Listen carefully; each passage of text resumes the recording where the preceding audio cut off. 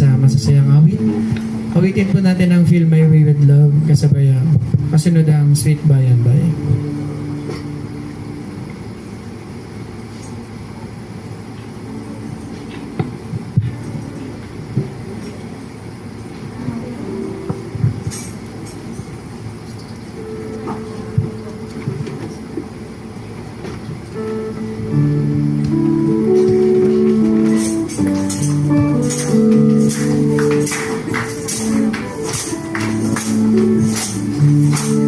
Let me walk, blessed Lord, lead the way thou hast gone, leading straight to the land of God, leaving cheer everywhere to the silent home. Feel my way every day, feel my way, feel my way. Every day with love, as I walk with my heaven down, let me go on the wild with a song and a smile. Feel my way every day with you. Keep me close, keep me close to the side of my Savior and guide. In my head every time is wrong, in my path we come round, and my soul satisfied. Feel my way every day, feel my way, feel my way every day. As I walk with my heaven down, let me go on the wild with a song and a smile. Feel my way every day with love. Soon the race will be on, and I'll travel no more, but abide in my home. Let me sing blessedly all the way to the shore. Feel my way every day. Feel my way. Feel my way every day. As I walk with my heaven down, let me go on the wild with a song and a smile. Feel my way every day. In the sweet by and by, in the sweet by and by, we shall be on that beautiful shore. In the sweet by and by, we shall be on that beautiful. There's a land. There's a land that is clearer than day, and one day we can see it afar. For the Father is over the way to prepare us a dwelling place. In the sweet by and by, we shall meet on that beautiful shore. In the sweet by and by, we shall meet on that beautiful shore. We shall sing on that beautiful shore. The melodious songs of the blessed, and our spirits shall soar. Not aside for the blessing of grace. In the sweet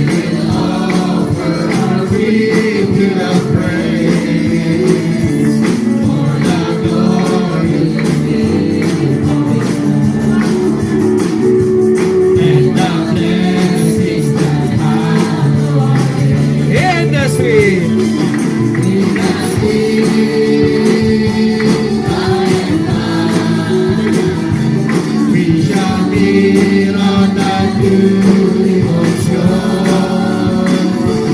Take us with by and by. We shall be on that beautiful shore.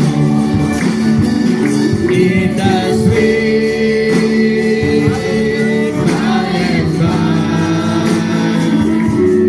we shall be on that beautiful shore. In the sweet by and by,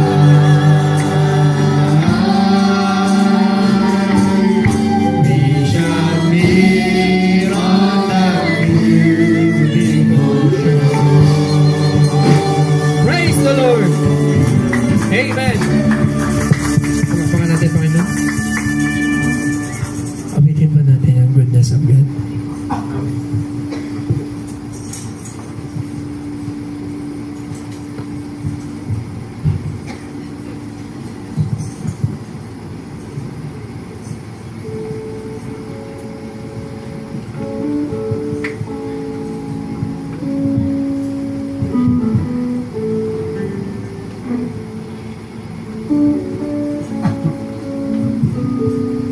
I love you, Lord,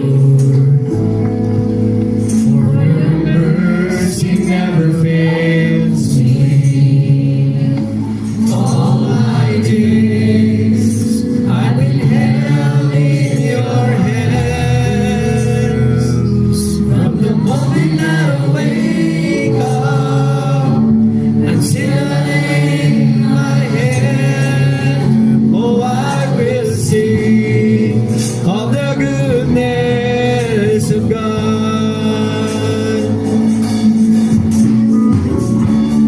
All my life you have been faithful.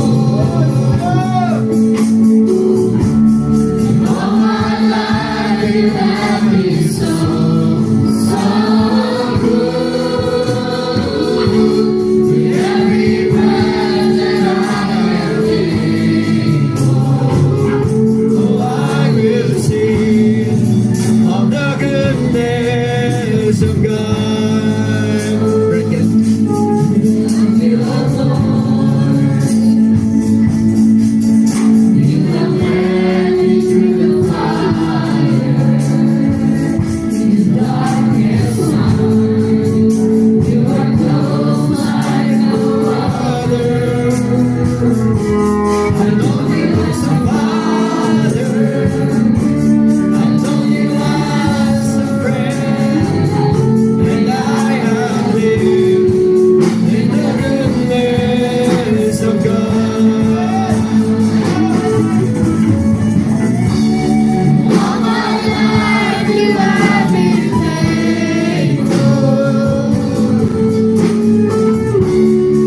All my life you have been so, so good.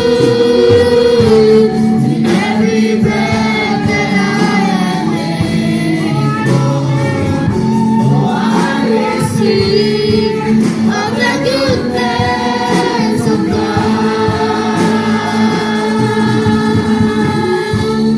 All my life you have been faithful.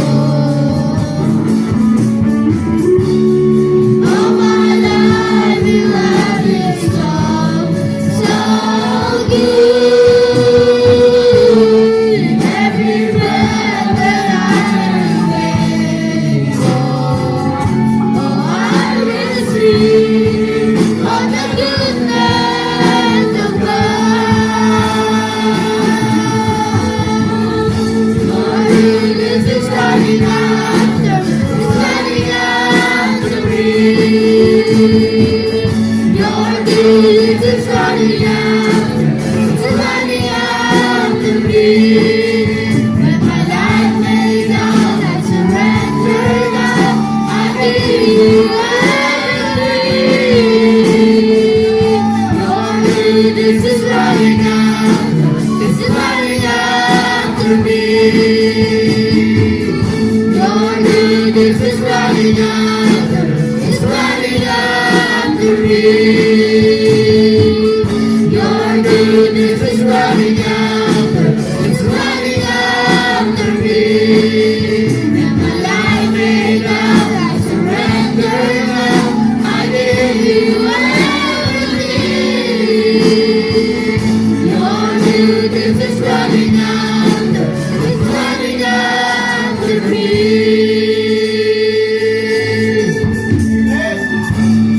All my life you have been faithful. All my life you have been so, so good.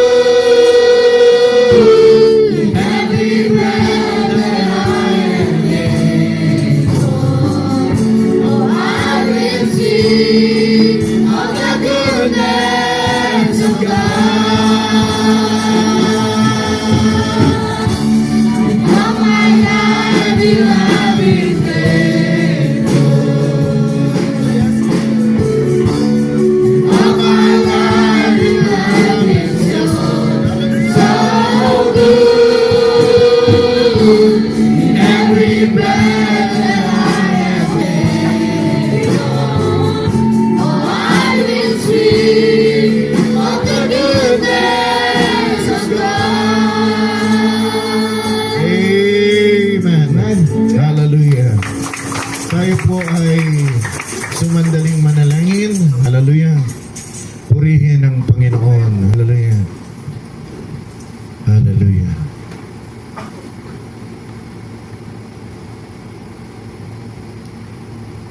Tunay na napakaganda, Panginoon, ang araw po na ito, Lord God, na ginawa mo, Panginoon. At kami po, Diyos, ay magagalak sa oras po na ito na mapaglingkuran ka, Panginoon.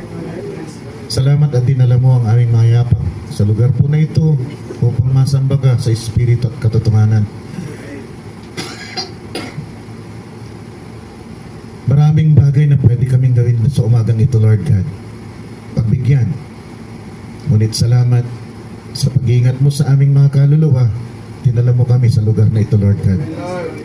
Salamat at patuloy mo po kami na inaalalayan, Panginoon, sa gitna ng napakaraming bagay, Panginoon, na maaring magligaw sa amin, Lord God, ng aming mga landas. At hindi rin namin alam kung kailan ka darating. Ngunit lahat ng mga tanda, Lord God, ay tumuturo na ikaw po ay nagmamadali na darating, Panginoon. Kaya salamat at kami po ay narito. Sakali man ikaw ay dumating sa oras po na ito, alam po namin ang aming mga puso ay para sa iyo. At alam namin na kami ay makakasama mo, Panginoon. Kaya habang kami po ay pumapalaot sa pagtalakay ng iyong salita, ihanda mo po ang aming mga puso bilang isang malinis na sisidlan na handa na tanggapin, Panginoon, ang mga pagpapalang naukol para sa iyong nobya, Panginoon. Hayaan mo, O Diyos, na maging isang malinis na sisidlan ito. Isang bukas, Panginoon, na sisidlan. Hindi lamang malinis, kundi bukas na sisidlan ng handang tanggapin, Panginoon, ang mensahe sa oras na ito na magdadala sa amin sa alapaap upang salubungin si Kristo sa hangin. Pinupuri ka namin sa oras na ito, Panginoon. Hallelujah. Hayaan mo, Panginoon, na matanggap mo ang karampatang pagsamba na naukol para sa iyo. Hayaan mo, Diyos, hallelujah, na maibigay po namin ang kagalangan, Panginoon, para sa iyo. Tulungan mo kami na habang pumapalaot, Panginoon, binabaybay ang iyong mga salita. Ito ang nasa aming mga isipan. Ikaw ay narito sa aming kalagitnaan at bibigyan namin ng karangalan, respeto, Panginoon, dahil ikaw ay Diyos na may lalang ng lahat ng mga bagay. At lahat ng mga bagay, Panginoon, ay nasa ilalim ng iyong kapangyarihan. Ano ang bagay na nais mong gawin, ay kaya mong gawin, Panginoon. Sino kami para kasalangsangin ka, O Diyos? Kaya hayaan mo, Panginoon, ng aming puso na ito, Lord God, ay lumambot, Panginoon, at yumuko sa iyong harapan. At tanggapin ang mga pagpapalang naukol para sa amin. Minsan po, Diyos, tanggapin mo po ang aming mga pagsamba, Lord God, at magdulot nawa ito Hallelujah, nang ngiti sa iyong mga labi, Panginoon. Tanggap, Panginoon, at kaaya-aya sa iyong harapan. Sa pangalan po ng Panginoong Kristo Jesus, ito pong aming samo at dalangin. At lahat ng mga banal ay magsabi ng Amen at Amen. Palakpakan po natin ang ating Panginoon. Hallelujah. Tayo po ay pumunta sa Genesis 3:23. Papatuloy pa po tayo. Hindi pa po tayo tapos doon sa final end ng tao. Pero kung napansin nyo, tinanggal na po natin yung 7th dimension dahil tapos na po tayo. And the Lord God took the man and put him into the Garden of Eden to dress it and to keep it. Then, punta tayo doon sa Genesis 3:23. Therefore, the Lord God sent him forth from the Garden of Eden to till the ground from whence he was taken. Panginoon, basbasan mo po ang iyong mga salita na aming binasa as we go forward, Lord God, to take a glimpse, Lord God, of what will come, especially in the eternal city, Lord God. Hayaan mo, Diyos, na makita po namin ang anino na nagaganap, Panginoon. Ano bang pagkakaiba ng dresser of the garden at tiller of the ground, Lord? Tulungan mo kami makita ito sa umagang ito, Lord God. At hayaan mong mapagpala po kami, Panginoon. At ito nawa, Lord God, ang magtutulak sa amin upang paibayuhin po namin ang aming paglilingkod sa iyo. Makita po namin ang pagkakaiba ng dalawang ito at pipiliin namin sa umagang ito. Ano po ang nais po namin na hantungan? Tiller of the ground or dresser of the garden. In Jesus Christ's wonderful name we pray. Let all the saints say, Amen, Lord, and Amen. Palakpakan po natin ang ating Panginoon. Hallelujah. At maaari na po tayong makaupo. Genesis is the book of beginning, mga kapatid. Doon nag-umpisa. Yun ang ibig sabihin ng Genesis, beginning, mga kapatid. At makikita po natin dito yung mga bagay na naganap. Genesis is a prototype of what God wants it to be. Yun ang gustong mangyari. Yung mga naganap sa Genesis, yun ang gusto dapat na mangyari ng Diyos. Unfortunately, mga kapatid, alam niyo po, doon sa Genesis chapter 1 verse 31, if I'm not mistaken, when God saw what He has created, He said it was so good. Then He took a rest. Siya po ay nagpahinga. Ibig sabihin, tapos na. And it's supposed to roll for eternity na gano'n na yung set up. Man having an eternal life, mga kapatid, man having a glorified body, communing with God, gano'n yung set up na gusto nawa ng Diyos. Unfortunately, ito'y sinira ng kaaway. So, makikita po natin, nakita natin doon sa Genesis, mga kapatid, 2:15, man is supposed to dress the Garden of Eden. And the Garden of Eden, sabi ni Brother Branham, this is the eternal city restored. Restored. Ibig sabihin na ibalik na sa dating kalalagayan. Millennium is a preview, sabi ng ating mensahero. Huwag nating kalimutan palagi yun. Yun po, mga kapatid, ang sequence. Prototype, Genesis, then Millennium, preview, then Eternal City, nung bumaba yung bagong langit at lupa, at yung Eternal City, mga kapatid, yun na yung Garden of Eden restored doon sa culmination, doon sa glorious culmination na nais ng Diyos na mangyari. Hindi kasi nagpatuloy. Kung nagpatuloy yung Genesis, hindi nasira. Ang hahantungan nito, Revelation 22:21. Nung bumaba yung heaven and earth. Ganun dapat ka-glorious. Mga kapatid, ang pangyayari sa buhay ng tao, but alam natin ito ay nasira. Nung ito ay nasira, ang first state, mga kapatid, ni Adan ay to dress the garden. He's not a tiller. He's a dresser. When you dress, mga kapatid, you prune the plant. Nilinisin mo, mga kapatid, yung plant upang ito ay magbunga. If you will not prune the plant, kung hindi mo babawasan, mga kapatid, kaya nga meron, kuminsan meron ginagamit na spray.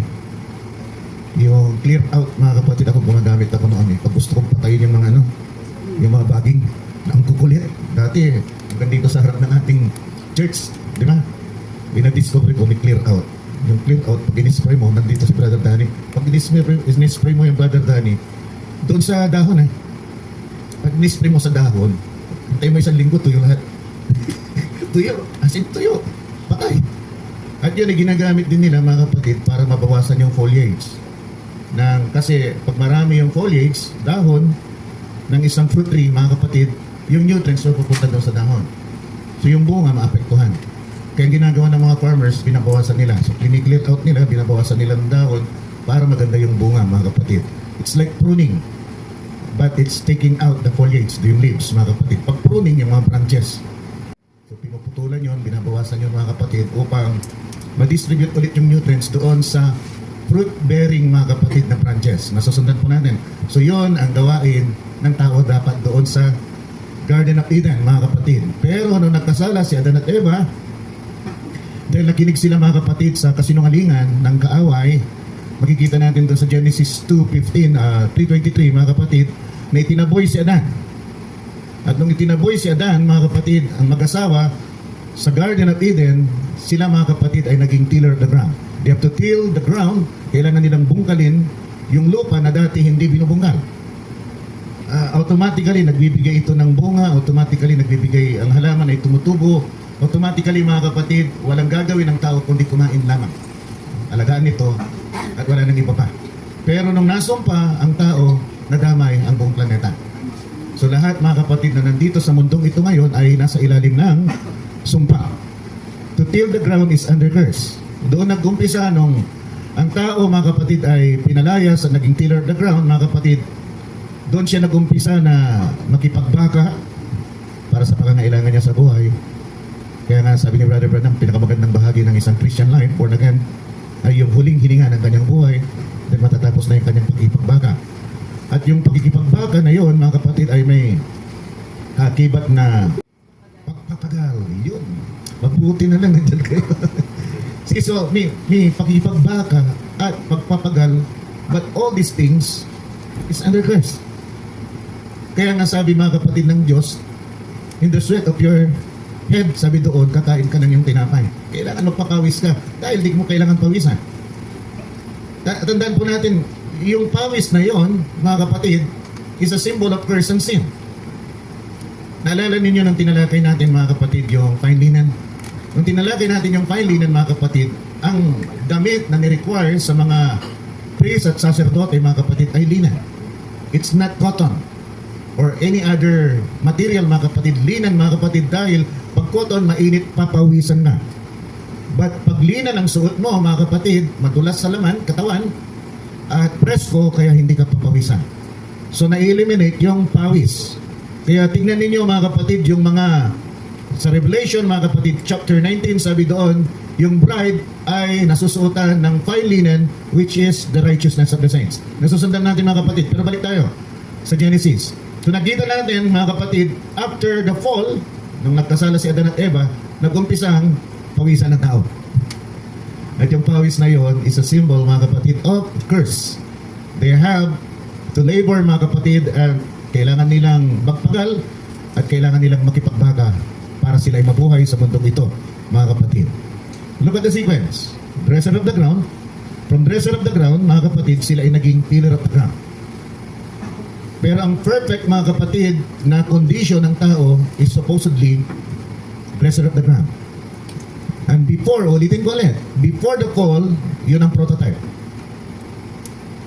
Ang prototype, alam ni Brother Joel po, dahil engineer siya. Ang prototype, mga kapatid, is the same as the model release. Ang pagkakaiba lang nila, hindi huminto yung development. Pero as far yung use, function, para sa parehas. So, yung final model, mga kapatid, yun yung sa Revelation. Pero ang prototype, mga kapatid, yun yung nandoon sa Genesis.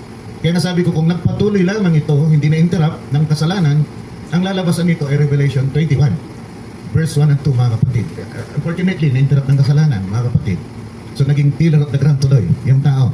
Instead na kuya-kuya-kuy lang doon, mga kapatid, gusto kong mansanas. Pipitas lang na mansanas, kakain. Hindi naubos yung mansanas. Dahil sabi ng Diyos, it is given to you as meat, mga kapatid, as food. So merong fruit-bearing mga kapatid na tinalaga ang Diyos na pwedeng kainin ng tao, at ito mga kapatid ang gagawin lang nilang pitas lang ng pitas, kain lang ng kain. Hindi maubos. Ngayon, bawa ka kumain, kailang pawisan nga. At kuminsan sobra ng pawis mo, wala ka pang makain. Diba? Hirap na hirap tayo mga kapatid. Dumadating yung time, mga kapatid, na gusto na natin. There was a time in our lives, di ba? Frustrated tayo masyado, desperado tayo masyado. Parang ganito na lang ba araw-araw, paikot-ikot?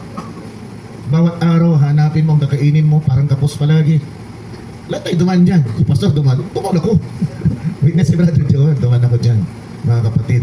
Dumaan ako sa hirap. Baka hindi niyo alam. Nung ako ay nag-resign sa SM, dumaan ako sa hirap. As in hirap.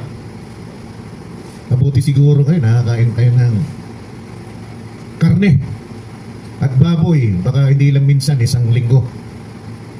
Nung panahon na naghirap kami, tahong. At yung Imelda, ay ang mura noon. Pero nyo, tahong noon mga kapatid, 15 pesos. 15 pesos sa kilo. Ngayon magkano? 150. Tumaas na 10 times. Di ba? 15 pesos doon. Kaya pag kainan na ng church, bibili kami ng 3 kilos. Pero 15 pesos lang. Oh, bibili ka rin ng Imelda noon. Yung parang dalagang buki. Parang maya-maya. Parang maya-maya. Mga kapatid, medyo malansa lang, di ba? Pero kung marunong ka magluto, mawawala yung lansa. Kung magpapakulo ka muna ng luya, pagkatapos i-blanch mo, bago mo lutuin, bago mo isigang, mawawala yung kanyang lansa, mga kapatid. Si Brother Jimmy, ginagawa niya noon. Piniprito niya muna, brother. Nabutan ko, piniprito niya, pata sinigang niya. Sabi ko, prinito ba? Parang kakaiba sa ating mga Tagalog, pero sa Bisaya, ginagawa pala nila yun, mga kapatid. So, ganun yung mga nangyayari, mga kapatid, ngayon sa hirap ng buhay dahil sa pagpasok ng kasalanan, mga kapatid. Naging tiller of the ground tayong lahat. And being a tiller of the ground is under curse. Walang kapahingaan. Sino may kapahingaan ngayon?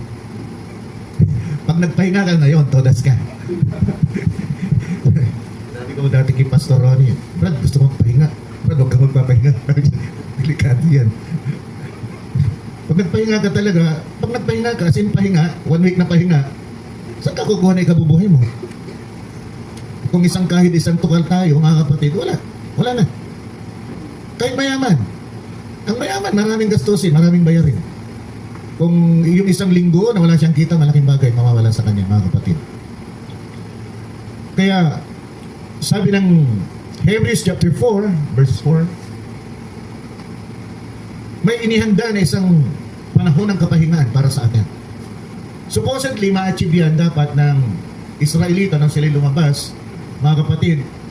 Grabe, ang haba na palang tinalakay natin, nag-umpisa tayo doon sa sa paglabas ng Israelita mula doon sa Egypt. Grabe, nang nilakbay natin, Brother Leo. Anong buwan kaya tayo nag-umpisa noon? Last year yun, grabe, haba na. So, makikita natin dito, for He spake in a certain place of the 7th day.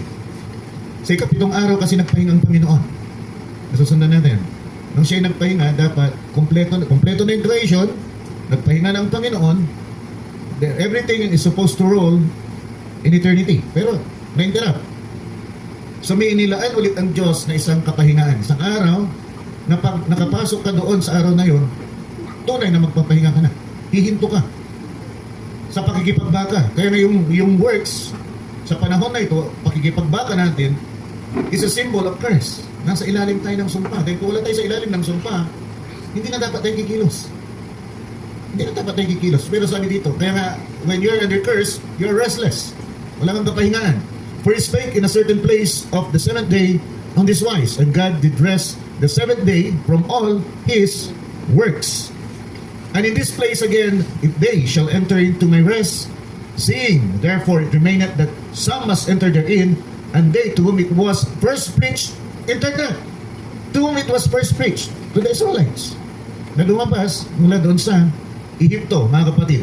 Not in because of unbelief. Di ba sila ay nagkaroon ng hindi paniniwala nung nandun sila sa Kadesh Barnea? Nung dumating, mga kapatid, yung mga spies na nagtiktik doon sa Promised Land, nakumbinsi nila, mga kapatid, ang buong Israel na may mga higanti doon sa Promised Land, at Balang tikman lang. Balang.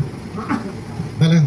May mga magmumukha lang mga balang yung mga Israelita pag sila'y pumunta doon sa nalilito talaga ako dyan sa balang at tikbalang na. Pagpasok mga kapatid doon sa promised land. So tinakot sila mga kapatid ng 10, bagamat si Caleb mga kapatid at si Joshua nanatili sila, sabi nila, we are able. Sinabi ng Diyos, may binigay na sa atin to, we are able to conquer it. Pero 10 against 2, natalo mga kapatid. At yung pangyayari ngayon ay nagdulot ng kamatayan sa lahat ng hindi naniwala. Kanya sila, because of unbelief. So hindi sila nakapasok mga kapatid. Nasira ulit yung plano ng Diyos. Yun na sana eh. See, gusto ng Diyos na makipag-usap sa tao na. Mouth to ear. Doon sa Mount Sinai. Pero anong sabi nila, mga kapatid, Moses, pahintuin mong Diyos. Biruin ninyo yun. Sabihin na lang sa iyo at nakikinig kami sa iyo. Pero ang gusto na ng Diyos noon, He will speak to man, mouth to ear. Kung ano yung kalooban niya, sasabihin niya, siya mismo magsasabi sa kanila. Pero dahil doon sa dagundong mga kapatid, na parang mga hulog, yung tinig ng Diyos, natakot yung mga Israelita at sabi nila, Moses, ikaw na lang, takot kami. God speak to you and we'll just listen to you. So nasira ulit yung plano ng Diyos, mga kapatid. At makikita natin dito sa Hebrews chapter 4 na naglaan ulit ng isang araw ang Panginoon. So ito na yung final rest day natin. Ito na yung final, ito na yung hinahangad nating lahat na itinalaga ng Diyos mga kapatid.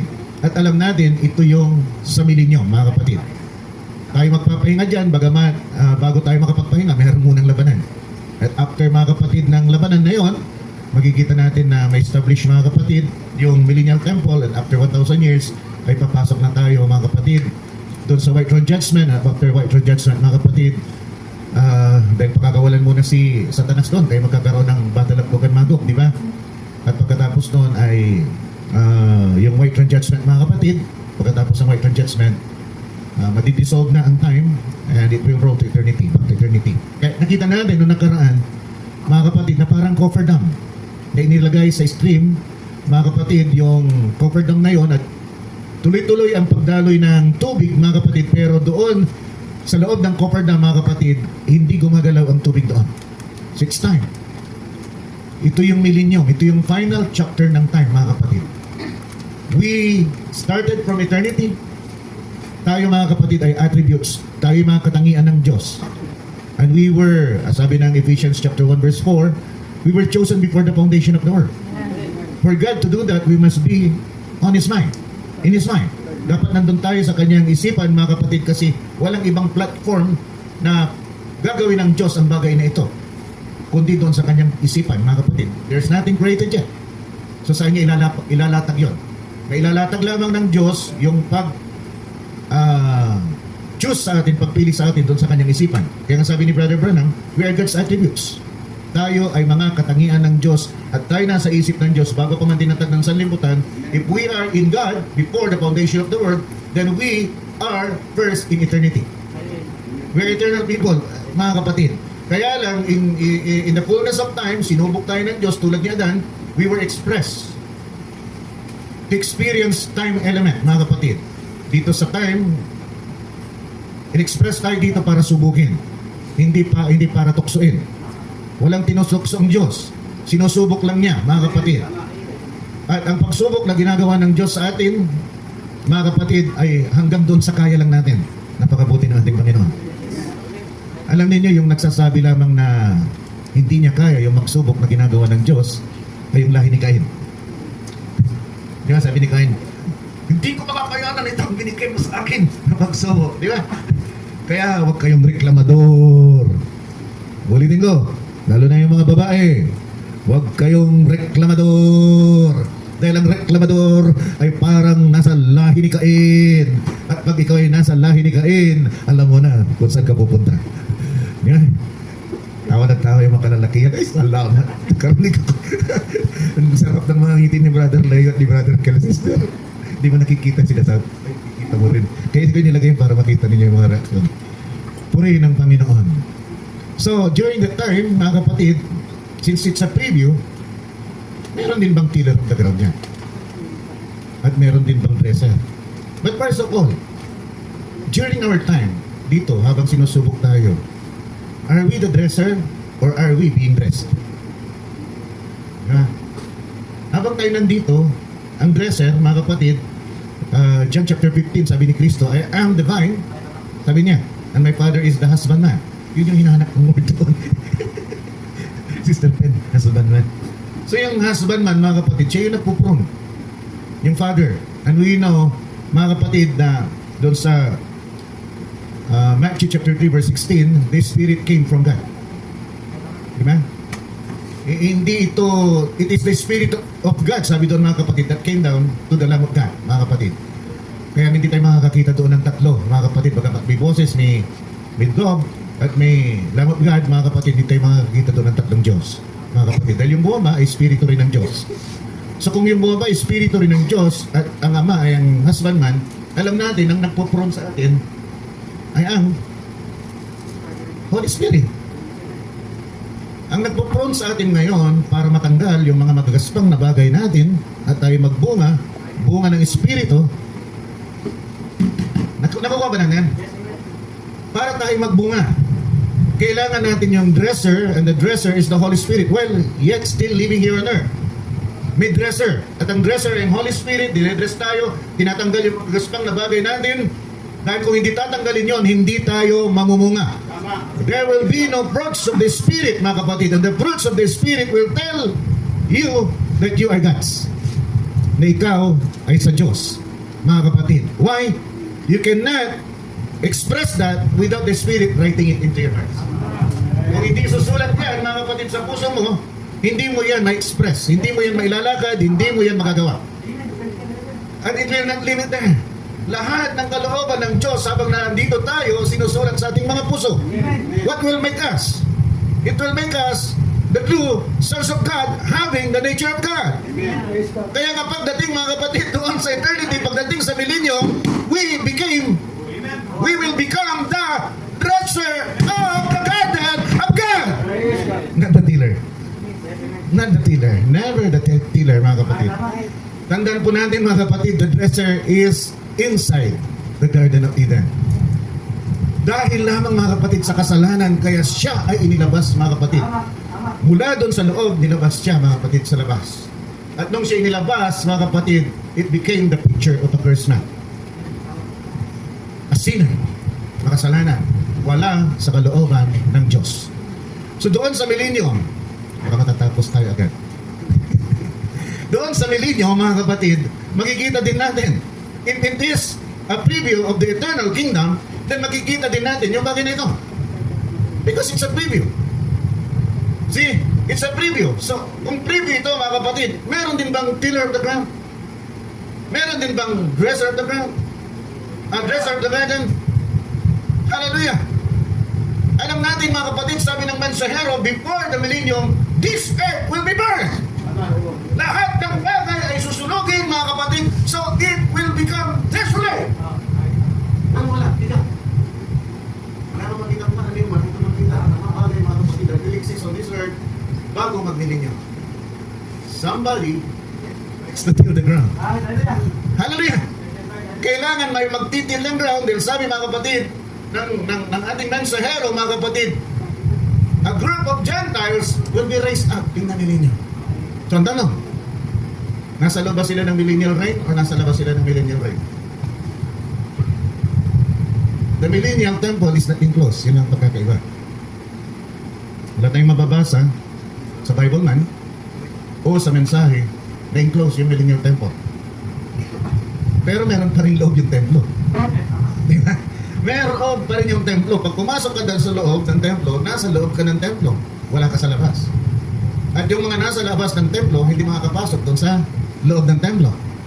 Because yung nasa labas ng templo ay mga hintil na ni-raise up lang sa panahon na yon para pamunuan with the rod of iron ng Panginoon. Ikaw, may rod of iron ka na. Revelation 2:5. Makikita natin sa Revelation 2:5, mga kapatid. Tumatanda na nagtapos na yung scriptures natin. 2:26 ito. Right up there. 27. So, who are these people? Tayo. And he shall rule them. And he shall rule them with a rod of iron. As the vessel of a potter shall they be broken to shivers, even as I received of my Father. And I will give him the morning star. He that had an ear, let him hear what the Spirit said unto the churches. So, yung pag-rule ng rod of iron pertains to the church, not to the Lord Jesus Christ. Kasi ang Lord Jesus Christ ay doon sa 12.5. Revelation 12.5. So tayo, may rod of iron tayo. This is the church. Mga kapatid, pagdating sa millennium, we have a rod of iron to rule the nation. Pagdating sa Revelation 12.5, mga kapatid, si Kristo naman ang tinutukoy dito. And she brought forth a man, child, who was to rule all nations with a rod of iron. And her child was caught up unto God, unto his throne. And the woman fled into the wilderness, mga kapatid, where she had a place prepared of God that they should feed her there, 1,203 square. So makikita po natin dito, mga kapatid. Ito yung Israel, mga kapatid. Alam natin doon lumabas yung man-child, walang iba kundi ang ating Panginoong Kristo Jesus. At nakita rin natin dito, mga kapatid, nadadaan siya sa tribulation, 3.5 years. Mga kapatid, 1,203 score is 3.5 years, mga kapatid. Kita ninyo? So Israel to. At ang lumabas dyan, mga kapatid, ay walang iba, yung man-child ay walang iba kundi ang ating Panginoong Kristo Jesus. At alam natin, siya ay wala na rito sa lupa, kundi siya ay nandun na sa sangkalangitan. At sabi, it was promised to him that he will also rule the nations with a rod of iron. So pagdating ng millennium, both the church and the Lord Jesus Christ, mga kapatid, are ruling all nations, mga kapatid, with a rod of iron. Promise ba yan? Yes. 1 Corinthians chapter 6. Verse 1, mga kapatid, hanggang 3. So, hindi niyo ito naririnig sa ibang pananampalataya. Kasi all these things are reserved to the Lord Jesus Christ. So, kay Kristo lang to, kay Kristo lang to, kay Kristo lang to, pero ito'y pinangako rin sa atin. Mga kapatid, bilang kanyang nobya. Dare any of you having a mother against another, go to the law before the unjust, and not before the saints. Though ye not know that the saints shall... Tama ni ba tayo dyan? You will judge the world, and if the world shall be judged by you. Oh, buhay ba o patay yung saints na kausap niya? Kaya nga pag nananalangin tayo, let all the saints say, kasi kinoconsider kayo na mga santo. Hindi mga, parang nag-umpisa ng S yan, sinner or saints. Ayan. So piliin niyo yung pangalawa, saints. Kayo yung mga banal, hindi kayo mga makasalanan dapat. And if the world shall be judged by you, are you unworthy to judge the smallest matters? So makikita po natin yan. Hindi lamang yan. Verse 3, sabi doon, hindi lang ang mundong ito, mga kapatid, sanlibutan ng ating hatulan, kundi pati yung mga anghel na nawala sa kanilang dating kalalagayan. Verse 3, know ye not that we shall judge angels? How much more things that pertain to this life? Napakaliit yung bagay nito. Yung anghel na, hatulan natin. Pero the matter, mga kapatid, na sumisira sa atin ay actually pride. I-analyze niyo sa lahat ng bagay na nangyayari sa inyong buhay, mga kapatid, away ng inyong mag-asawa, problema ninyo sa trabaho, problema ninyo sa boss, problema ninyo sa kapitbahay, problema ninyo sa kapatid ninyo, problema ninyo sa nobya ninyo, problema ninyo sa nobyo ninyo. Anong dahilan? Anong dahilan? May connection ba palagi ang pride yan? See? Ngayon, kung ang tao marunong lang palaging magpakumbaba at magpaapi, walang problema. Kaso, proud yung tao eh. May pride siya, kaya ayaw niyang paapi. Kaya pag nasaktan siya, babawi siya. Bakit mo ako minamaliit? See? So, ano gagawin niya? Mamaliitin din niya yung nagmamaliit sa kanya. Bakit mo ako sinaktan? Sasaktan din niya yung nanakit sa kanya. Pero kung matututunan natin, tayong mga mananampalataya, kaya nga sabi ng ating banal na kasulatan, tuwing tayo nagko-communion, you must learn to judge yourself so that you will not be judged with the world. Kailangan matuto tayo na hatulan natin ang ating sarili. Amen. Para hindi tayo hatulan kasama ng sanglibutan. Yun ang kailangan nating gawin. I-analyze ko palagi. Sabi ko, ano palagi na? dahilan bakit kami nag-away na mag-asawa. Wala ako nakita na ibang dahilan kundi pwede. Kaya ngayon, pag ginulpi ako, nagpapagulpi ako. Ang problema niya, nasa ng away, content mo kung sa gusto mo. Napagod siya, tapos ang istorya. Pag-bring it on, walang katapusan yan. Di totoo yan, mga kapatid. I'm just using a metaphor, pero ang totoo niyan, mga kapatid. Kung matuto ka, makalaki yan, kailangan magpapit talaga tayo. Sabi ni Mrs. Hindi kailangan talaga. Kasi kung hindi natin yan, ang babae paggalit na illogical. You cannot reason with them. You cannot. Anong gagawin natin? Once we reason with them, away. Gulo. At anong dahilan? Dahil ayaw lang natin, mga kapatid, magpakumbaba. Ayaw lang natin maapi. Di ba? Iniingatan natin yung damdamin natin. Kaya nagkakaroon ng singalot sa loob ng sambahayanan at ito ay kasalanan ng lalaki. Di ba? Kasalanan ng lalaki, hindi kasalanan ng babae yan. Lahat ng away, wala akong nakita na yung babae sinabi na kasalanan ko. Kailan? Sabi na sa akin, meron ba? Meron bang nag-away ang mag-asawa at sabi ng babae, kasalanan ko to? Hindi, lalaki palagi, tahan na. Minto ka na, kasalanan ko na. Di ba? Hindi kasalanan ng lalaki. Kasi kung hindi ito yung babae. Kaya nga mali ka palagi na lalaki, pinapaabot pa niya. Ren, tanda mo yan. Pinapaabot pa doon sa away. Oh, masandala na. For what? Okay lang. Ano gusto mo? Maapi ka o magulang isip mo? Ano magulang isip mo, mga kapatid? Di ba? Kaya, well, kaya naman natin mga lalaki yan Kaya natin na supilin yung ating damdamin para di tayo magsalita sa oras na gusto nating bumawi. Kaya natin. Kaya lang ayaw natin. Pero once na natutunan ninyo yan, naku, natin mapayapaan sa loob ng sambahayanan. Alam niyo kung bakit ko sinasabi yan? Kasi it transcends, mga kapatid, doon sa kalalagayan ni Kristo sa ating bilang bride niya. We are so illogical as bride of Christ. We do things, mga kapatid, that is not according to the will of God. Pipilit pa natin. Idadawit pa natin si pastor. Pastor, pwede bang gawin? Alam mo, kung hindi pwedeng gawin, tatanungin mo pa ako. Ano ba idadawit dyan? Gusto niya mag-decide pa ako na hoping sang-ayon ako doon sa gusto niya. Pero alam niya na. Di ba? Pinapangaral dito. Kahit hindi pangaral dito, alam mo na hindi mo na dapat gawin. Pero, baka pumayag si pastor May lisensya ako. So it boils down, mga kapatid, doon sa pagpapakumbaba natin. Mga lalaki, babae, it's their nature. Nature ng babae yan, dakdakan tayo. At pag dinakdakan tayo, illogically, patulan natin. Saan tayo? Mas illogical, sabi nga nila. Pag pinatulan mo yung ganitong tao, mas grabe ka sa kanya, di ba? So kung illogical yung misis mo, pinatulan mo, mas illogical ka. Mas, palaging mas. Nasusundan po natin. At si Kristo, ganun din. Tinitiis niya yung kabalbalan natin. Kabalintunahan natin, di ba? Kabalintunahan na. Yung kabalintunahan natin, mga kapatid, tinitiis niya lahat ni Kristo. May panahon pa nga na pinipikit yung mata niya, para hindi niya makita yung bagay na nagagawa natin na hindi ayon sa kanyang kalooban. Biruin niyo yan. Kung gaano tayo kamahal. Kaya pag tayo nagpapaapi, mahal na mahal natin ang ating mga asawa. Come on! Mahal na mahal natin at pag nakita yun ng ating mga asawa, mamahalin tayo maigi. Baka kala nyo walang epekto yan.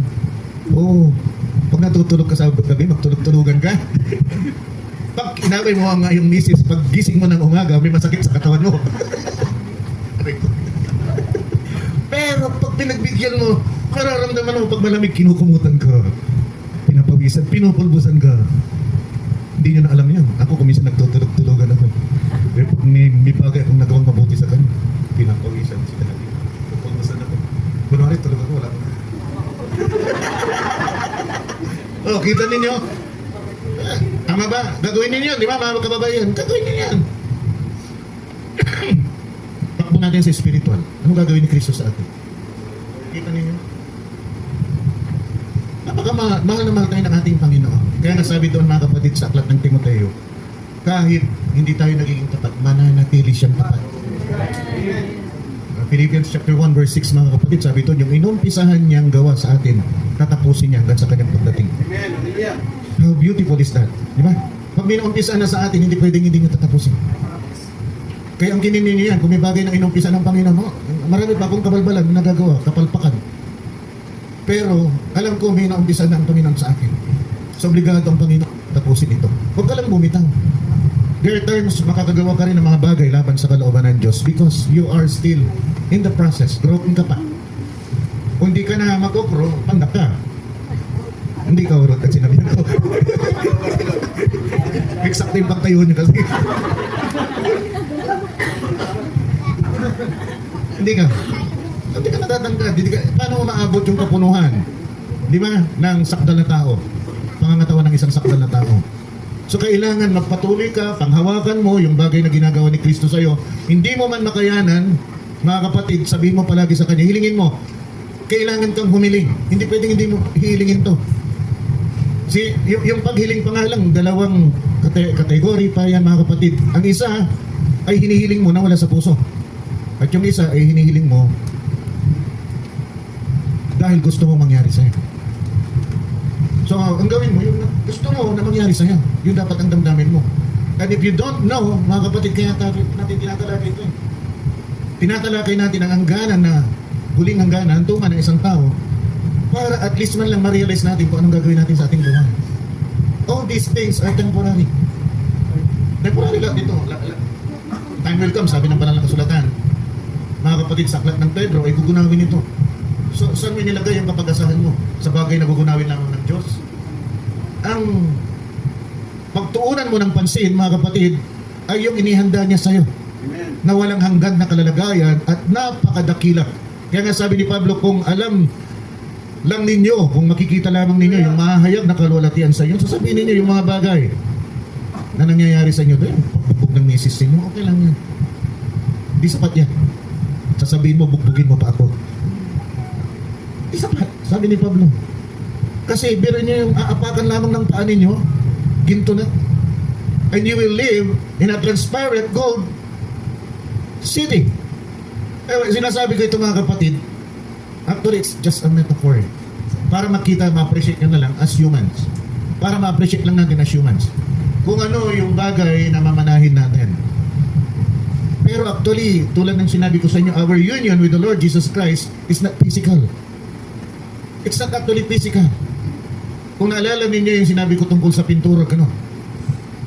Si isang galon na pintura, nagtanggal ka ng 1/3 na pintura, at kung ang kulay nito ay green, mga kapatid, bagyo green, yung tinanggal mo ay bagyo green na. At yung tinanggal mong pintura, mga kapatid, ay nilagay mo sa iba't ibang lugar. Pero nakita mo, nakukulangin ka, gusto mong ibalik ulit. Nung ibinalik mo, mga kapatid, yung mga pintura na yon na bagyo green, na nasa iba't ibang sisidlan, nasa iba't ibang sisidlan. Nung binalik yun, mga kapatid, doon sa isang galon, hindi nagbago yung kulay. Humalo ito at naging bagyo green lahat. Pati yung mga inilagay sa iba't ibang sisidlan. Yun yung spiritual union na mangyayari, hindi physical.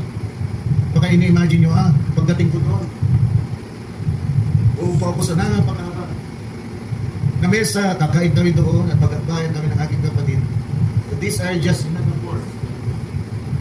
Pag sasalarawan lamang, paglahambing lamang, kasi kung hindi natin maintindihan, maunawaan, ma-appreciate yung bagay na ginagawa sa atin. So kailangan, kahit si Kristo gumagamit ng natural para makita natin. Si Elias gumamit ng natural. Si Juan Bautista gumamit ng natural. Nakapag na ang palakol sa kahoy upang ito ay, di ba? Yun ang kanyang mga pamamaraan ng pagpapahayag ng salita ng Diyos. So ganun din mga kapatid, pagdating doon, it's a spiritual union, not a physical union. Maraming bagay tayong makikita, pero yun ay mga bagay na diniscribe pa nga ni Brother Bernam yung policy. Pero hindi nyo napansin, nung bumaba yung eternal city, sabi doon, it's like a bride. Tingnan natin, 21 verse 1 and 2. Napansin ninyo yun? 21 verse 1 and 2. Huwag ako nakakamali. Sasabihin ko sana kung nasa katiman pa ako ng aking isipan. Yeah. And I saw in your heaven and new earth, the first and first earth were passed away, and there was no more. See, and I can saw the holy city, New Jerusalem, come down from God. Can you see that? The new heaven and new earth is not the same. Can you see that? It's not the same with the holy city. And I saw the holy city, New Jerusalem, come down from God, out of heaven, prepared. Can you see that? Kaya kung ang ina-expect mo ay spirit, ay physical union, it's not. It's not. Tandaan po natin ang relationship natin kay Kristo, siyang ulo, tayong katawan. If Jesus Christ is the light of the temple, where there is a temple there, because we are the temple, we are the body of Christ. Pag nilagay mo yung ilaw sa katawan, di ba? Pag nilagay mo yung ilaw doon sa katawan, dahil may katawan, yung ilaw, sino yung katawan niya? Tayo. Ganon yung union dapat na makita natin. It's not physical. But being in one with Christ. Kasi in the beginning, ganon ang kalalagayan natin. Kaya sila, nandoon tayo sa Kanya, inilabas tayo, in-express tayo, naging mga tao tayo sa mundong ito, pero galing tayo sa Kanya. At tayo sinubok, at tayo babalik sa Kanya. At ang pagbalik ay katulad ng pintura. Babalik ulit tayo sa Kanya. See, we might see it inside Him, all the things told by Brother Branham. Pero yung reality, babalik tayo sa ganong kalalagay talaga. Spiritual unity, not physical unity. Ulitin ko, pag tayo nandun sa loob ni Kristo, makikita natin lahat yung sinasabi ni Brother Branham. Pero yung ating pag-unite kay Kristo ay ganon, katulad ng pintura. So that we will be in Him for all eternity. Wala nang pwede makapaghiwalay sa atin dahil pag pinaghiwalay tayo, masisira yung pintura. Mababawasan yung pintura. Kailangan buo palagi yung pintura, mga kapatid. We are part of Him and we cannot be separated from Him. Yan ang katotohanan. So anong preview ng millennium? Sino yung pinagrurulan natin? Yung mga nations raise up, Gentile nations. Sila ba ay nasa labas? Oo, nasa labas ng templo. Pero ikaw nasa loob ng templo. What are you dressing? Hindi na ikaw yung dinedress. If I'm not mistaken, nabasa ko mga kapatid, hindi ko na lang maalala saan verse. The priest dress the candlestick. Bigla ko lang naalala ngayon. Kaya lang hindi ko maalala ko ano. Kung wala sa present tense, tignan mo sa past tense yung dress. It should be, the priest should be there. So nakita ninyo, pag nandun tayo sa templo, we are dressing something. Because we are priests and kings of God. Kung tayo priests and kings of God inside the temple, we are dressing something. Ano i-dress doon, pastor? Tandaan po natin, nagkakaroon ng abo, yung candlestick. At pag di mo tinanggal yung abo, mamamatay yung apoy. Mga kapatid. So kailangan yon. Part of the duty of the priest is to remove, mga kapatid, yung us. Us bang tawag doon? Sisa dyan. Tinatanggal mo yung upos, mga kapatid, upang magliwanag yung candlestick, mga kapatid. Hindi mo makita. Past tense. Kung wala, sa another time, i-present ko sa inyo yung bagay na yan. So yun yung nangyayari sa millennium. Anyway, baka makita ni Brother Joel. Then after the millennium, mga kapatid, alam natin, si Satanas na ibinulid sa abyss for 1,000 years, kasabay ng millennium, mga kapatid, pakakawalan siya. Matapos siyang pakawalan, after the millennium, gagawa na naman ng kabalbalan si Satanas. Sinong dadayain niya? Yung mga Gentiles na na-raise up, mga kapatid, during the millennium. Wala kasi sila sa glorified body. Sila ay nasa katawang lupa pa rin.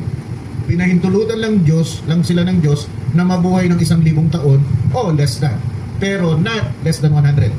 So ang pinakamababang edad na mamamatay ang tao, hindi glorified body na katulad natin sa panahon na yon, ay 100 years. Yun ang sinasabi ng Isaiah chapter 65, if I'm not mistaken, mga kapatid. Ayon sa Isaiah, mga kapatid, 26:4, kung di ako nagkakamali. Pakita. Okay. Yung Pumenlet. Sabi ng ating banal na kasulatan, Isaiah 26:4. Ayan. Kung di ako nagkakamali. Matapos na gunawin ang mundong ito, meron pa rin matitirang tao. Human land. At ito yung mga tao, mga kapatid, na hintil na i-raise up doon, few lang ha, few, hindi marami. Pero tandaan natin, pagkatapos ng millennium, their count is like the sun, buhangin sa dalampasigan. So dumami sila. Bakit sila dumami, Pastor? Tandaan po natin, ang pinakamababang edad ng mga matay, yung mga taong ito, ay 100. 100. Sabihin mong 1,000 lang ang natira. Gaano karami yan pagkatapos ng millennium? Yeah? Mga anak, matagal ang buhay, baka abot din ng 1,000. Patuloy na mga anak, dahil hindi na mamatay, dadami sila ng dadami until they become as they number as the sand of the seashore, mga kapatid. So ito yung inirurol, pinag-aharian ni Jesus at ng mga nobya tayo for 1,000 years. Pagkatapos ng 1,000 years, ito yung dadayain naman ni Satanas. Dahil pakakawalan si Satanas, dadayain na ito, at madadaya sila kasi wala sila sa malwalating katawan. They never achieve, mga kapatid, hindi nila naabot ang kasakdalan. At dahil hindi nila naabot ang kasakdalan, kayang-kaya silang dayain ni Satanas. After that, mga kapatid, magpapadala ng apoy ang Diyos, ito yung huling panahon ng paglilinis. Lilinisin na ng Diyos ang lahat ng kasamaan sa mundong ito. At pag nalinis na ang lahat ng kasamaan sa mundong ito, nandiyan na yung paggunaw. Mundong ito, kaya nasabi ko nung nakaraan, when Eden was lifted up, bakit may tinutungtungan pa rin tayo?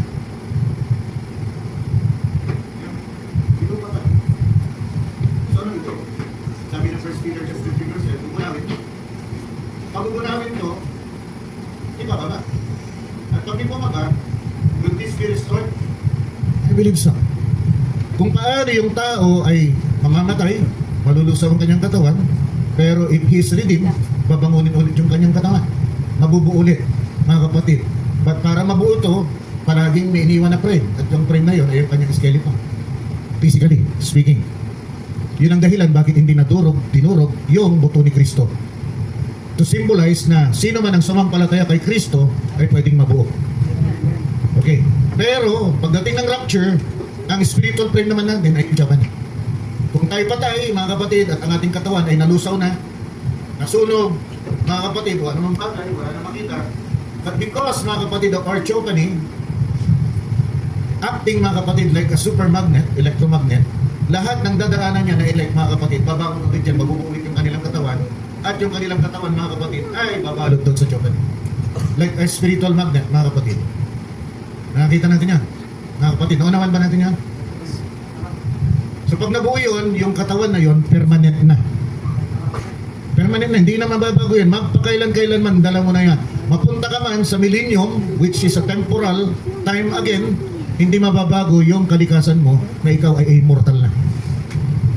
Andun ka sa millennium, under time, pero ikaw na nasakasali, mga kapatid, doon sa rapture, ikaw ay isang immortal na. Kaya nasabi ng ating banal na kasulatan, siya na nakasali doon sa unang pagkabangon na magmuli ay wala nang kapangyarihan ang pangalawang kamatayan sa kanya. Purihin ang Panginoon. Sa glorified body, dala-dala natin ito, mga kapatid, doon sa white throne judgment, dala-dala din natin ito doon sa eternity. Ayun, an era till burn there. See, nakita ninyo? Purihin ang Panginoon. See, nakita ninyo, bagamat walang enclosure sa panahon ng millennium, mga kapatid, yung mga nandoon sa labas ng Millennium Temple, they are laboring. They are laboring. Nakikipagbakas sila. Sila ay nagpapagal to bring their honor inside, mga kapatid. Kasi kailangan nilang i-revive, i-repopulate, mga kapatid, yung earth. Naging tigang eh. Dahil sa pagsunog na nangyari bago millennium. So, i-cultivate ulit nila ang earth for 1,000 years, for sure, yung mangyayari. At pagkatapos, alam ko, ang epekto ng nuclear is hindi abot na. Parang yung nuclear fallout, mga kapatid, hindi abot ng 1,000 years. Hundreds lang. Wala pang hundreds yan. So mawawala na yung epekto ng fallout. Pwede ka na ulit magbungkal at pwede ka na ulit magtung. Pwede yun ulit papapilate yung bundok na ito. Pero hindi ka mamatay, hindi ka kumain, hindi ka mamatay. Mamatay ka 100 years.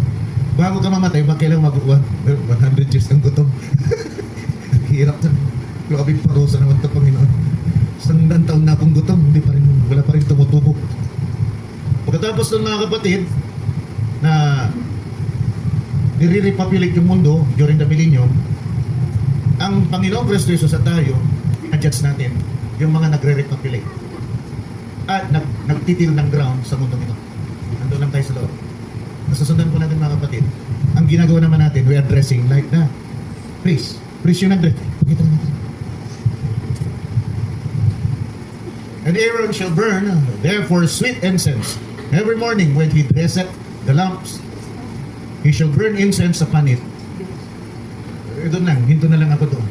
So, hindi niya yung word na dress, hindi pinalampas ng Panginoon. Inilagay niya dyan para makita natin, mga kapatid, ng lantaran kung ano natin gagawin sa panahon ng millennium. Naano ko nga lang, in passing lang, pero naalala ko ngayon, merong word na gano'n. Ano nakalagay? Now, tignan ninyo, pagkatapos niyan, mga kapatid, pakakawala na si Satanas, dadayain yung mga tao, mga kapatid, magpapababa ng apoy, ang Diyos, o ang Magog, susunugin ulit ang mundong ito, this time wala nang ititira. Nung sinunog during the time of millennium, minatira. Kaya nga sabi sa Malakay 4:3, kung hindi ako nagkakamali, we will walk upon the ashes of the wicked. Hindi pa ito malinis. Ngayon natira, may residue. At yung kasalanan, nandito pa. Kasi nandito pa yung mga tao na nasa laman. Pero pagdating, mga kapatid, ng Battle of Gog and Magog, apoy mismo ng Diyos ang tutupok sa mundong ito. Kaya lahat ng kasalanan, kasamaan, at ang bagay na laban sa kalooban ng Diyos, masusunod. Mawawala. At doon na pwedeng bumunta yung bagong langit at lupa, yung banal na bagay, mananahan sa bagay na banal. Now, ang eternal city, speaking in metaphor, huwag niyo isipin ng literal. Gusto ko lang ipakita sa inyo para makita ninyo, mga kapatid, in a literal way. So, makikita natin, mga kapatid, sabi ng ating banal na kasulatan, I believe, Revelation 22, verse 3.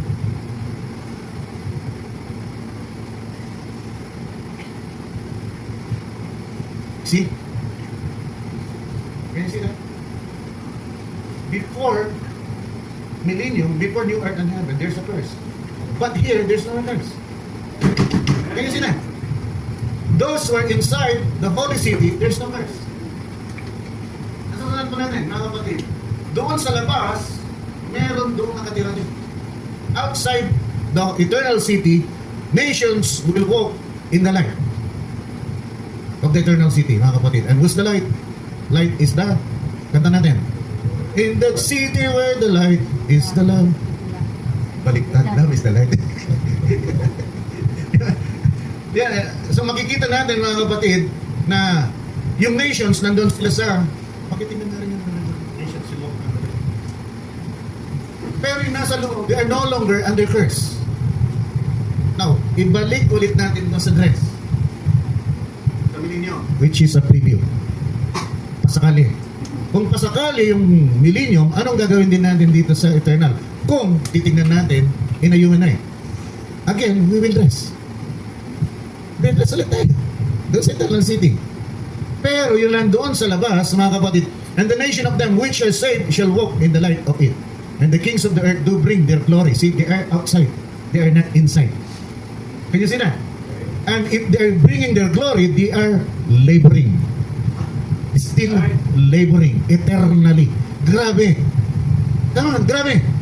We are inside, we are not laboring. They that are outside the city, they are laboring. But they have eternal life. Nasusundan po natin.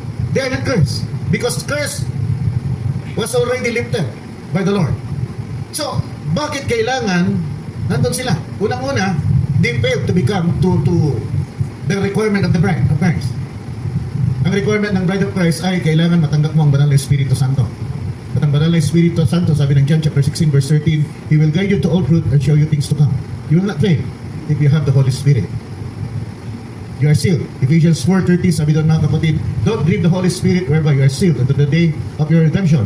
So if you are sealed, you are a finished product. If you are a finished product, mga kapatid, you are entitled to live in the eternal city.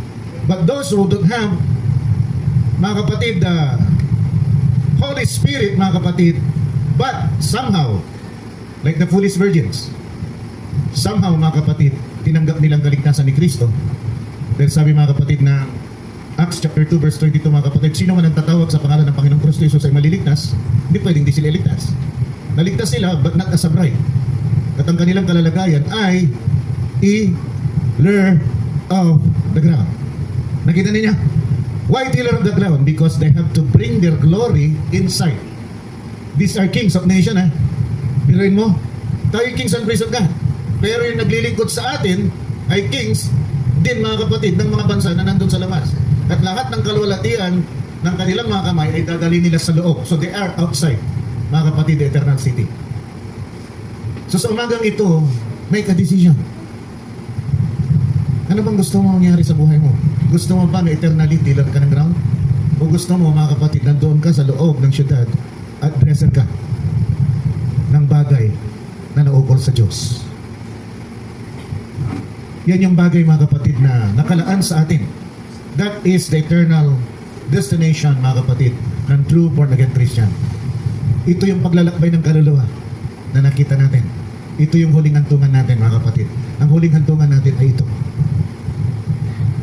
Tayo ay dresser. We're not tiller of the ground. We're part of Christ. We are united with Him spiritually for eternity. We will live. We are in Him for eternity mga kapatid. May isang bagay na ninakaw ng kaaway. Nawala sa aking isipan. Sana maalala ko na pag-importante. Bigla sasabihin ko na lang na wala pa. Senior moments. Mahalaga yun dahil kukonekta ito mga kapatid. I hope pag nananalangin maalala ko. See, grieve not the Holy Spirit of God whereby you are sealed unto the day of redemption. Kahit anong gawin ng kaaway, silyado ka na. Silyado ka na. If you really receive the Holy Ghost, silyado ka na. Wala nang magagawa. Finished product ka na ng Diyos. Kung ikaw ay tapos na, mga kapatid, na produkto ng Diyos, at nilagyan ka ng selyo, na nakalagay doon sa selyo, return if broken, if the seal is broken. Di ba? Ibabalik mo yon. So wag natin hayang pabalik tayo kapatid na selyuhan. Hayaan natin na pag sinelyuhan tayo, doon na tayo bubuksan sa nakabili sa atin. We are God's property. Amen. Hallelujah. Naging property na tayo talaga ng Diyos at wala na mga kaagaw dyan. Wala na makapagsasabi na tayo ay hindi produkto ng Diyos. Tayo ay finished product ng ating Panginoon. Amen. Yun ang huling hantungan natin, and there we shall live for all eternity. Kasama ang Diyos, kasama ang ating Panginoon. In that city where the Lamb is alive. Amen. Physically, not spiritually united with Christ. Kung paano tayo sa umpisa ay inilabas, ganon tayo sa huli, ibabalik. See? Nilabas lang tayo for testing, pero ibabalik din tayo sa Kanya. Hallelujah. As tested, nakapasa sa pagsubok, mga kapatid. Kaya tayo binalik kasi nakapasa tayo sa pagsubok. This is not a light thing, mga kapatid. Hindi ito magaan na bagay. Ito, mga kapatid, ay napakahalaga sa ating mga Kristiyano. Kung hindi natin ito bubulayin araw at gabi, kung hindi natin ito bibigyan ng pansin, sayang ang paglilingkod natin ginagawa. Napakasimple na. Ang requirement ng Diyos. Pagtuunan ninyo ang aking salita, tanggapin ninyo ang aking salita, ilakad ninyo ang aking salita, at po kayo ng buong kagalakan, tatanggapin ko kayo sa aking sarili mo. Amen. Pwede kayong bumalik sa akin. Pero kung sasalamsanin ninyo ang aking salita, kayo ay ipagtatabuyan ko. Sabi mga kapatid sa Matthew chapter 7 verse 21-23 as we close. Paanyaya kasi ito. Pag paanyaya, pwede kang dumalo. At alam niyo sa wedding supper, kaming naiwan. Naiwan ng tripod, naiwan ng extension, ninawala ng cellphone. Kasi busy. Yan. Pag sa natural, busy ka masyado. Ang dami mo mga kaligtaan. At pag nakaligtaan mo ito, salamat kung marirecover mo pa. Ako na-recover. Na-recover ba yung tripod? Na-recover ko rin yung extension. Na-recover niyo yung cellphone niyo. Na-recover niyo rin yung cellphone niyo. Purihin ang Panginoon. Purihin ang Panginoon. See?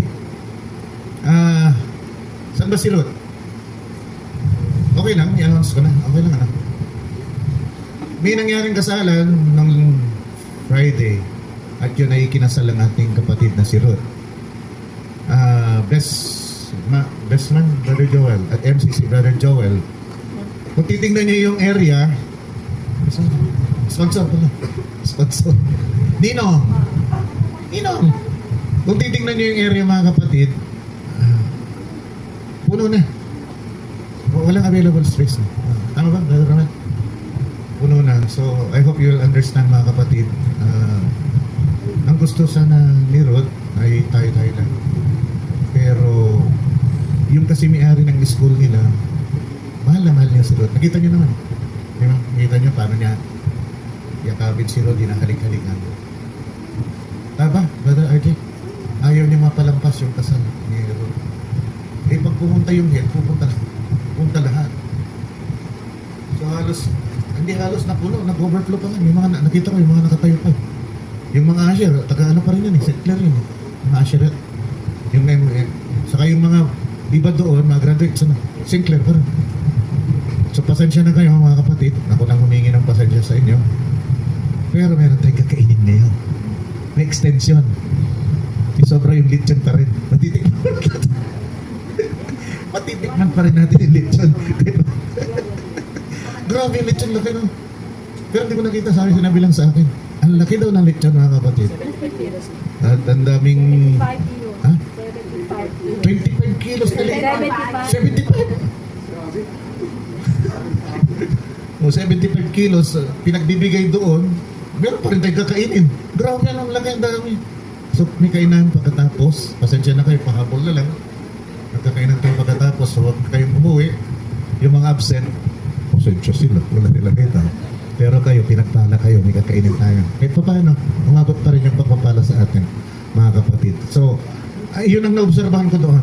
Pag masyadong busy ka, pag ikaw ay matindot pwedeng suffer, mga kapatid, maaring marami kang makakalimutan. Kaya yung ating preparation ngayon, huwag niyong hayaan, maging busy kayo sa sanlibutan. Baka pagdating mga kapatid ng rapture, marami kang kulang at hindi ka tatanggapin ng Panginoon doon. Tandaan po natin, paalala ko lang, lahat ng signs tumuturo na anytime pwedeng maganap ang rapture. Huwag kayong umasa mga kapatid na magtatagal pa. Maigi na yung sabi ginit parado kay Saint Nick. We prepare. Kung mangyari ayun na, kung hindi nangyari tayong talo, kung nangyari, panalo tayo. Don't take this life.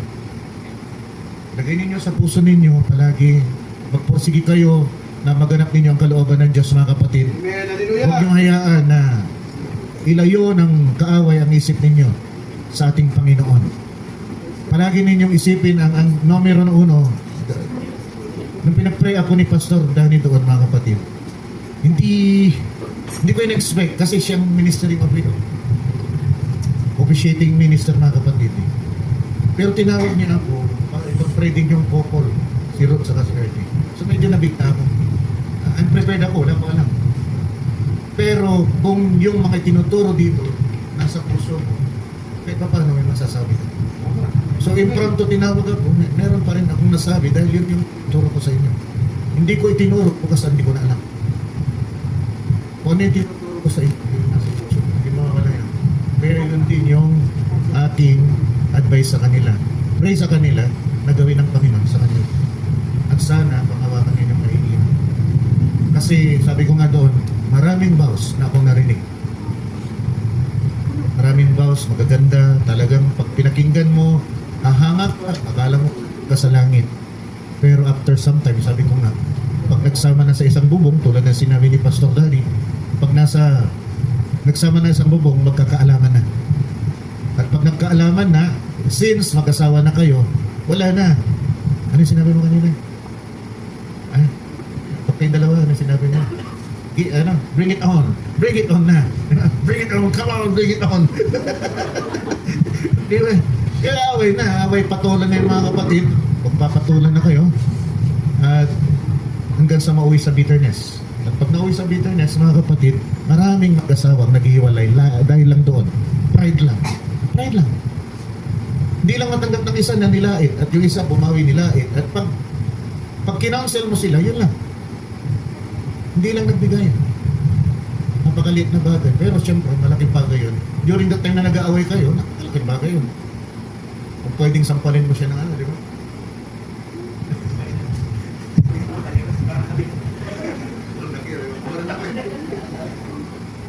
Kaya ito na yung lahat. Kaya na lang yun. Sa pagkabuti ng Panginoon. Amen. Next, ano natin mga kapatid, I believe tapos na tayo. Yung journey ng soul, mga kapatid. So, may mga no, tumama sa wedding, di ba? Nagtinginan nga kami ni Brother Joel. Tumingin ako kay Brother Joel. Kung titignan ninyo, wedding supper, yung, di ba? Wedding supper yung tema na nakarang linggo. Which is supposedly, lampas-lampas na kung hindi ako pinabalik-balik ng Panginoon ng ilang mga dimension. May dimension na naka 2 parts tayo. Dahil parang kulang. Pero tumama tayo doon sa wedding supper na hindi ko naman alam na gano'n ang mangyayari. Kailan mo sinabi sa akin na ikakasal na kayo? Anong buwan niyo? Last year, November, December. Pero mo, ito, nag-umpisa tayo. Before December pa. Kung ako nagkakamali. Before December pa. Yung 7 dimension. So, hindi ko rin alam na tatama ko sa wedding supper. Talagang niloob ng Panginoon. Mga kapatid, ang buti. Kay buti-buti ng ating Panginoon. At nawa, yun ang hangarin natin. Maging bahagi tayo ng wedding supper. Tayo manalangin. Dakilang Diyos. Niyuyukop po namin ang aming mga ulo bilang pagbibigay ng pamitagan sa iyo dahil ikaw ay Diyos na napakabuti. Ikaw ay Diyos na mapagmahal. Ikaw ay Diyos na mahabagin, puno ng awa, Panginoon.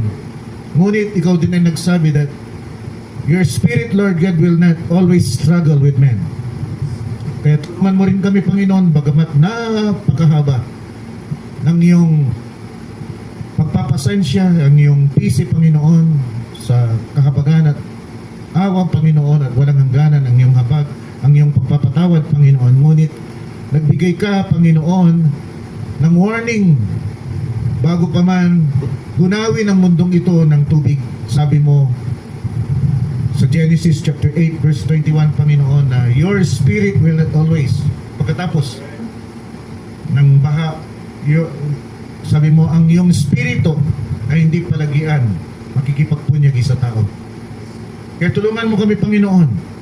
Di namin alam kung kailan ka darating, pero nararamdaman namin sa aming mga puso, malapit ka nang dumating. At kung hindi pa itong nararamdaman ng mga kabataan, nawa, ituro mo sa kanila, iparamdam mo sa kanila upang magamit lang kanilang mga sarili, ang kanilang mga pagkatao, Panginoon, sa iyo para sa iyong kaluwalhatian, Lord God. Kung di ka man dumating, hindi rin sila matatalo. Pero paano kung dumating ka bigla? Sila, Panginoon, ay magkakamit ng buhay na walang hanggan at sila ay makakasama mo doon sa banal na syudad. Bagay na hindi matatawaran, Panginoon. Isang bagay na napakainam. Isang bagay na hindi maabot ng sinumang tao sa mundong ito, Panginoon. Gugulin man niya ang kanyang buong buhay, hindi niya maabot yung bagay na mong ipagkaloob sa amin. Kaya turuan mo kaming lahat, kahit yung may alam na, kahit yung bata pa, palaguhin mo kami at pagulangin mo kami, Panginoon, sa paraan na kami itanggap at kaya-aya sa iyong harapan. Pinupuri ka namin sa oras na ito at sinasamba. Inilalagay ka namin sa pinakamataas na lugar. Ito ang nais mo, itong dahilan ng aming pagkalikha. You are God, and we are your worshipers. Because you are an object of worship, you need worshipers, Lord. Yes, Lord. Nagkakalob namin ito sa iyo sa umagang ito, Panginoon. Inaangkat ka namin sa pinakamataas na lugar. Maramdaman mo nawa, Lord God, na ikaw ginodiyos namin, sinasamba namin, binibigyan ng karangalan sa oras na ito na nararapat para sa iyo. Sa pangalan po ng Panginoong Kristo Jesus, ito po aming samadalangin, lahat naman ang malibig sabi ng Amen at Amen. Hallelujah! Awitin po natin yung pour out. Hallelujah. At angkinin natin ang pagbuhos ng Espiritu ng Diyos sa atin. Hallelujah. Pour out your Spirit, O Lord. Hallelujah. Praise God. Hallelujah. Bago ko tawagin si Brother Kel, sarang gawain at the same time pag-pray na rin yung pagkain. Oh, hallelujah.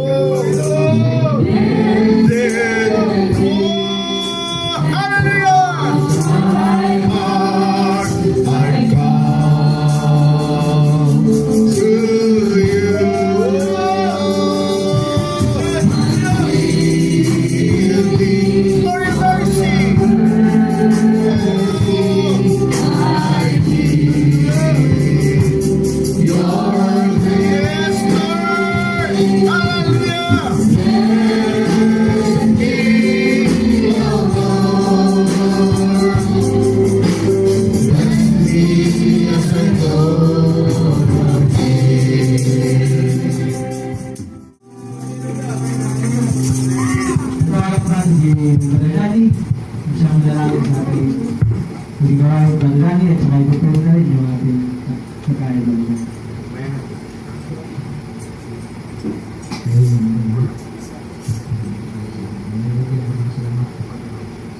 Ito, kami yung pinagkatipon, binigyan pa kami pagkakataon ng mga galit. Yes, Lord. Ang lahat ng mga bagay na aming natamasa, ang aming mga buhay, na hawak-hawak pa hanggang ngayon, Lord God. Maraming salamat Ama. Salamat sa iyong mga salita. Salamat sa pagkaling mo sa amin ng isang pastor na mapagsuri sa iyong mga salita upang aming matutunan habang kami naririto naglalagay sa liputan na ito. Kaya mo maging lagad ang iyong mga salita. Tulungan mo kami. Ito ito ang mahihina. Lord God. Salamat sa aming kapatid na iyong pinagtutod. Ito'y magaling sa kanilang mga puso at desisyon, Lord God. Yes, Lord. Lord God, i-bless mo ang biyaya na may aming tatanggapin, aming pagsasaluhan sa oras na ito, ikaw magpalak Yes, mula sa pinakabata hanggang sa pinakabanda, matanda sa lugar na ito, Yes, na nakikinig ng iyong mga salita. Yes, Parahin mo kami habang kami naglalagay pa sa salita na ito, Lord God. Iyong kami ingatan habang kami nakikisalampuhan sa mundo ng bago na ito. Lord God, hinabili namin sa iyo ang aming mga buhay. Amen. Gawa, Lord, malakaran namin ang iyong nais. Nasamot Yes, na Lord God. dalangin namin Hallelujah. lahat ito. Sa tayong pangalan kay Christ Jesus. Amen.